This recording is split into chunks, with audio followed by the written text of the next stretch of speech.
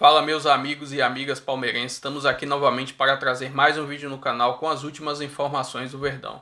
Estou trazendo um corte da UOL Sport onde André Hernan traz as últimas informações de uma possível contratação do Palmeiras para a lateral esquerda, jogador da Holanda, e também sobre uma possível saída de Vanderlan no meio da temporada. Deixa seu like, se inscreva no canal e deixe seu comentário também. Vamos pro vídeo. Agora, já que estamos falando de lateral, André Hernan, das possibilidades, quem o Abel tem Giai, tem Mike, tem Marcos Rocha, tem Piquerez, tem Vanderlan. Será que pode pintar mais um por aí? É legal isso aí porque começou muito assim nas redes sociais, porque os torcedores são curiosos, né? Um monte de torcedor começou a me marcar num post onde uma página descobriu que o Léo Holanda, que é um dos advogados do Palmeiras e que está muito trabalhando ali próximo ao Anderson Barros no departamento de futebol, começou a seguir o Mauro Júnior. O Mauro Júnior é um lateral que ele começou como ponta a carreira dele e ele foi muito jovem para o PSV da Holanda. Caio Paulista. Tipo Caio Paulista, só que ele é lateral. Já jogou no meio campo e tal, tá aí a foto dele. Mauro Júnior, ele vai fazer 24 anos agora, no dia 6 de maio. E ele é um jogador muito, muito promissor. Foi cedo para a Europa e ele está em fim de contrato lá no PSV. Ainda não tem nenhuma notícia de que vai renovar. É um jogador que tem mercado pela Europa, é bem verdade. E é um jogador polivalente. É um jogador que tem muito a característica de contratação, tem muito a marca desse mercado do Palmeiras. Jogador jovem que pode te dar mais de uma função e tudo mais. E aí ficou aquela coisa, mas será que tem alguma coisa? Será que o Palmeiras está de olho? E aí eu fui checar com um, checar com outro e tal. Me custou essa apuração. Até que eu consegui chegar na informação. Chequei com mais de uma fonte. E a história é a seguinte, não tem nada quente nesse momento, mas o Palmeiras, um mês e uma semana atrás, fez um contato para saber condições e não passou disso. Não teve promessa do tipo, vamos negociar, vamos fechar, espera abrir a janela e vamos voltar a conversar.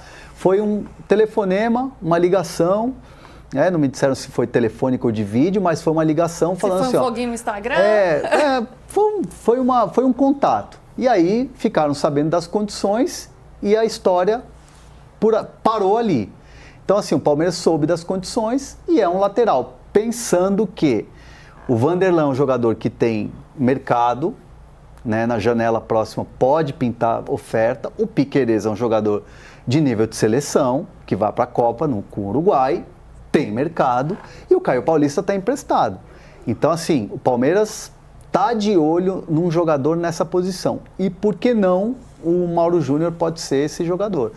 Que é um jogador que é uma oportunidade. Essas condições não interessaram ou ficou meio de baia ali? Vamos ver. Vai ficar livre no mercado, no meio do ano. Já pode assinar um pré-contrato. Tá. Pô, que legal, bacana. Tem mercado na Europa? Tem. Inclusive no PSV. Inclusive com uma renovação do PSV. Uma extensão de contrato. Jogou oitava de final do Champions League. É interessante, PVC? É bom jogador. O Mauro Júnior é bom jogador de Champions League. Jogou oitava de final, o PSV está bem na temporada. Então, é um jogador que pode ser útil. Só que ele é extremamente ofensivo.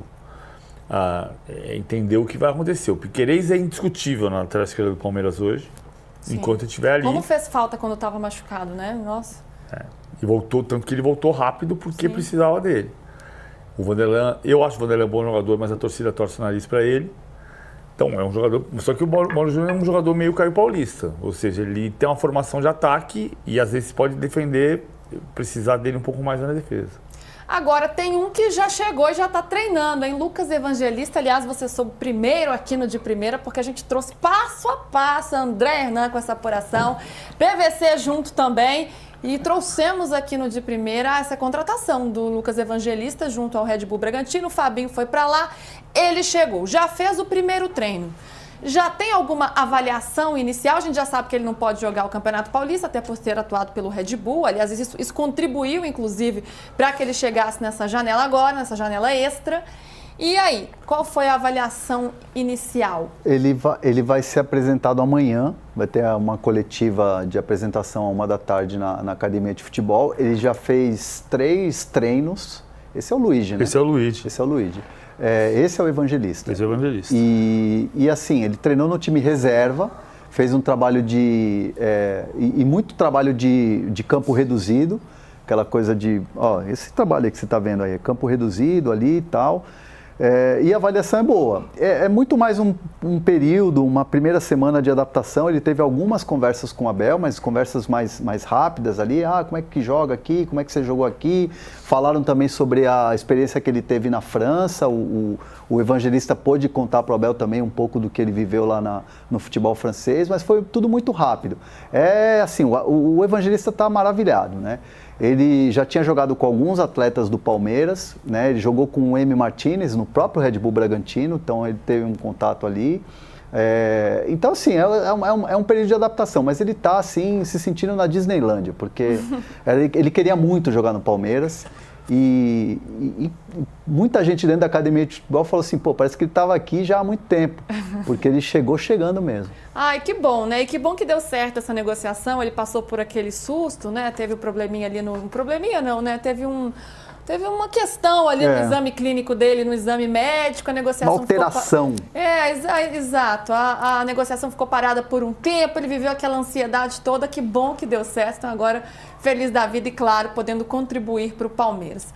PVC, você já falou o quanto ele pode agregar pelas características dele, inclusive até mais do que o Andréas Pereira, não comparando a qualidade, inclusive você já deixou isso bem claro, mas pensando nas características. O Lucas Evangelista chega para ser titular? Não, acho que ele chega para ser muito útil e jogar em 2 ou 3 posições. Ele pode ganhar a posição do Richard Rios, por exemplo.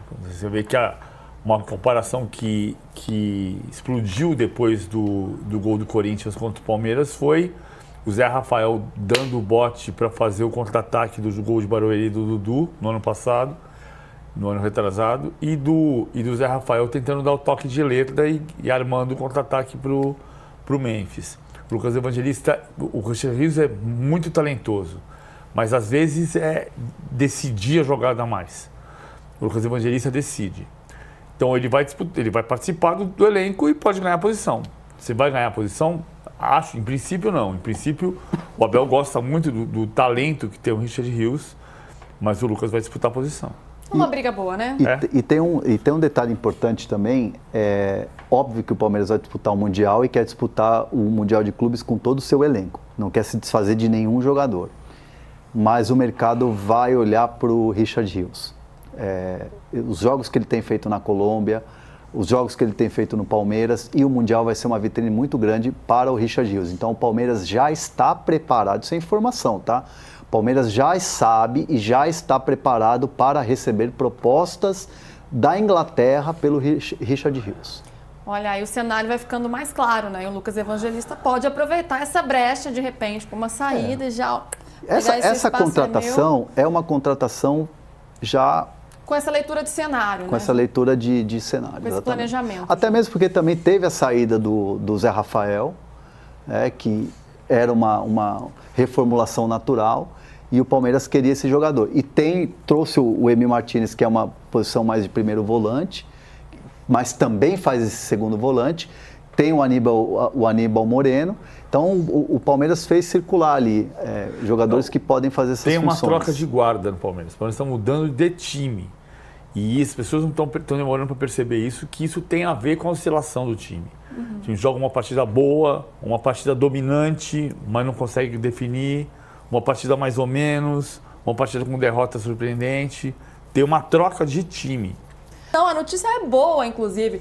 Palmeiras já de olho na final do Campeonato Paulista, quinta-feira que vem, dia 27, contra o Corinthians lá na Neoquímica Arena. Está em desvantagem, precisa vencer, quer levar mais um título paulista, o inédito tetracampeonato, e o Abel Ferreira vai montando essa equipe. Tem uma surpresa no treinamento, PVC? Eu quero saber como é que está a situação do Maurício, que se machucou, infelizmente, vinha muito bem na temporada, se lesionou, mas está voltando. Como ele está? A gente esbarrou nesse assunto ontem, né? Mas eu acho que a cada dia está ficando diferente o noticiário, que não significa que ele vai para o jogo. Mas o noticiário é cada vez mais otimista. Ou seja, o Maurício foi para o campo. De ficar à disposição. O Maurício foi para o campo. O Maurício está treinando no campo. O Maurício tem ainda 9 dias para decisão. o Maurício tem chance de ir para a decisão, para ser titular, para ser reserva, para fazer o que o Abel quiser. Não dá para cravar que o Maurício vai, mas o noticiário está vindo um dia depois do outro e a gente está vendo que tem um processo de evolução. Então tem uma chance do Maurício ir para Itaquera para jogar contra o Corinthians. O Maurício foi o grande destaque do início do campeonato e foi quem fez gol no Corinthians pelo Palmeiras nos últimos 3 jogos. Nos últimos 3 jogos, só um jogador do Palmeiras fez gol no Corinthians, o Maurício. Ele ainda é o artilheiro do time na temporada, com 5 gols, junto com o Estevão. Ele se machuca em fevereiro, ele lamenta muito essa lesão, né? Até porque ele vinha num ótimo momento da temporada. Será que ele pode surpreender nessa recuperação até a semana que vem, Hernan? A ideia é essa. E assim, o Maurício, ele já teve, por exemplo, uma recuperação rápida no final da temporada passada. Ele estava num baita de um momento quando o Palmeiras consegue aquela arrancada e começa de fato a brigar pelo título. E aí ele tem uma lesão e o Maurício, assim, poxa, que azar, né, também, né? O jogador, quando ele está atingindo o ápice de um momento muito bom, tem uma lesão. E aí o Palmeiras consegue fazer uma recuperação rápida com o jogador, tinham dado 3 semanas, mais de 3 semanas, ele consegue um tempo rápido de recuperação e ele volta. Só que aí o Palmeiras não consegue, perde aquele jogo pro Botafogo no Allianz e aí o título praticamente fica sacramentado pro Botafogo. E a volta do Maurício nesse jogo de Itaquera pode ser uma excelente notícia pro torcedor de um jogo que você precisa fazer um resultado, você precisa inverter ali um placar. Então assim, não vai me surpreender se o Maurício estiver em campo, mas a grande tendência hoje, pelo trabalho que ele vem fazendo, pelo desenvolvimento dos treinamentos, é ele ficar à disposição.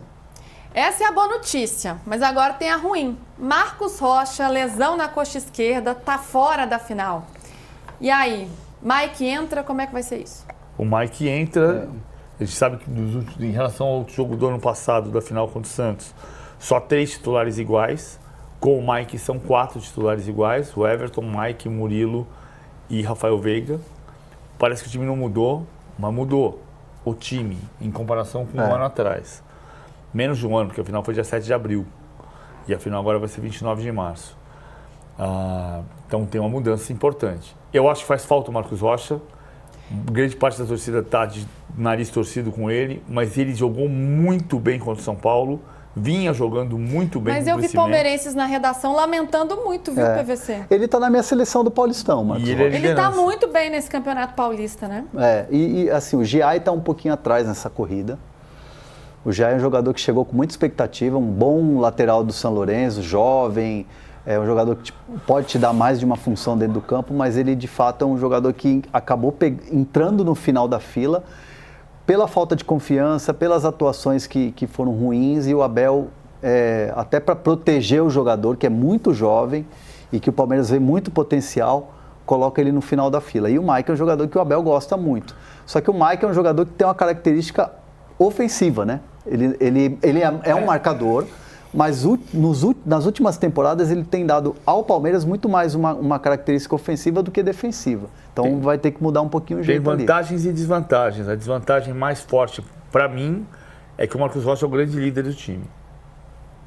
E principalmente com a ausência do Gustavo Gomes, é o maior líder do time. Ele faz parte dessa espinha dorsal, dessa era vencedora do Abel. Ele, o Gomes, o Everton, o Veiga também, são alguns dos poucos que estão, né, nesse período todo aí, nesse momento tão vencedor do Palmeiras. E nesse período de renovação, de reformulação, em que estão saindo alguns jogadores, chegando outros, é muito importante a presença de um cara como esse. E ele exerce isso. Acho muito legal essa maturidade do Marcos Rocha nesse momento da carreira, como ele dá exemplo para os outros. O Palmeiras tem isso, né? Tem essa filosofia de quem já está lá há mais tempo, dá essa moral, passa toda essa responsabilidade para os mais novos, dá esse exemplo.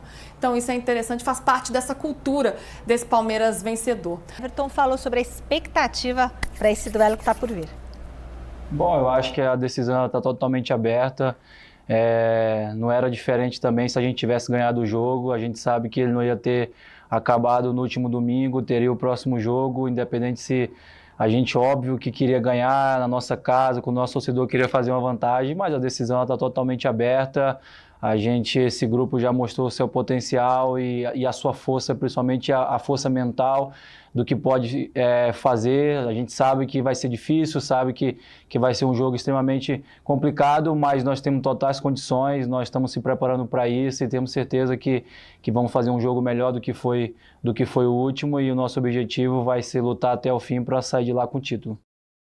Isso não foi uma entrevista Não, foi a coletiva do Gasparzinho, né? Foi só... para o Gasparzinho. Não tem nenhum jornalista ali. O Podia cara senta chamar na os cadeira, jornalistas para fazer de o cara senta na verdade, cadeira né, e fala turma? lá a pergunta. Enfim, mas são novos Mas chama tempos. os jornalistas, Bom, é importante mas a gente fazer a pergunta. sem sermos corporativistas, Que vai. medo é esse? A gente causa esse medo todo. Você calma. Mas, gente, Possível, cara. Você morde. Ô, Salazar, você morde? gente, mas ó, Salazar entendeu? não assopra. O negócio é o seguinte, bom, Ele morde. quando a gente lá atrás no programa, eu falei, ó, Corinthians não durma com a vantagem, né? Não acho que já ganhou. Porque Itaquera caiu, Itaquera já é. Já é. Cuidado, né? Cuidado.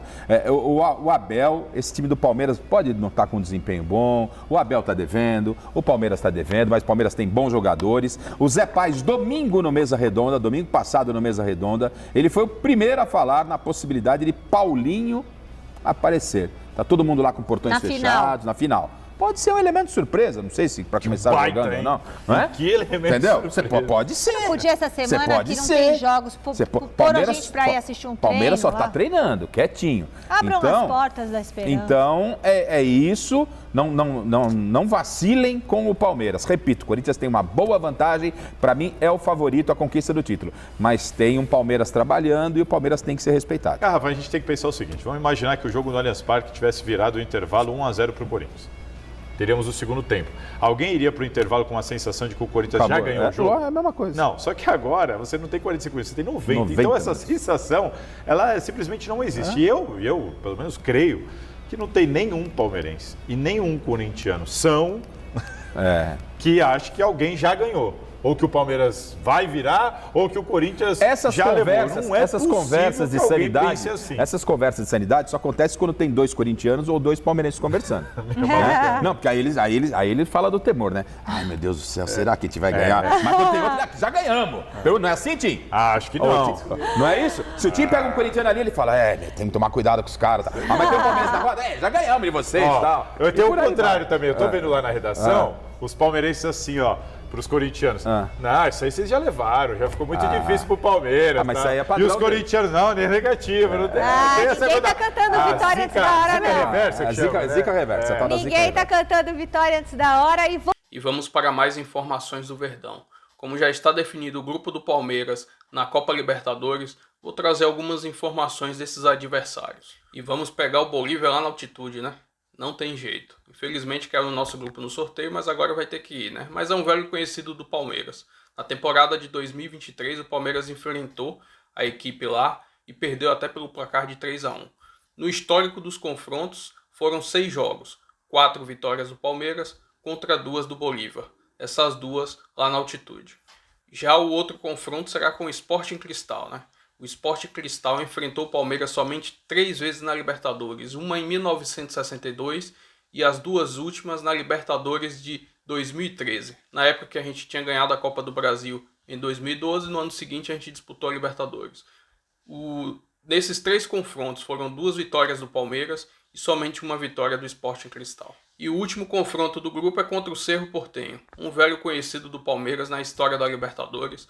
Em confrontos de Libertadores são 14 disputas, onde o Palmeiras venceu 8, 4 empates e 2 derrotas para o Cerro. Além disso, o Palmeiras enfrentou a última vez o Cerro Porteño na campanha da Libertadores de 2023, onde venceu os 2 confrontos, tanto no Allianz Parque como lá no Paraguai. Além disso, ainda tem esse detalhe, né? Esse envolvimento do caso Luigi, como vai ser o clima, tanto aqui no Brasil, como também quando o Palmeiras for visitar o Cerro Porteño lá no Paraguai. E aqui nessa imagem está a tabela, a ordem dos jogos do Palmeiras na Copa Libertadores. Estreia contra o Sporting Cristal lá no Peru, depois o Cerro Porteño no Allianz Parque, jogo contra o Bolívia lá na altitude, Cerro Porteño lá no Paraguai e os 2 últimos jogos da fase de grupos no Allianz Parque. Enfim, deixa seu comentário, se inscreva no canal, deixa seu like também e até o próximo vídeo. Valeu!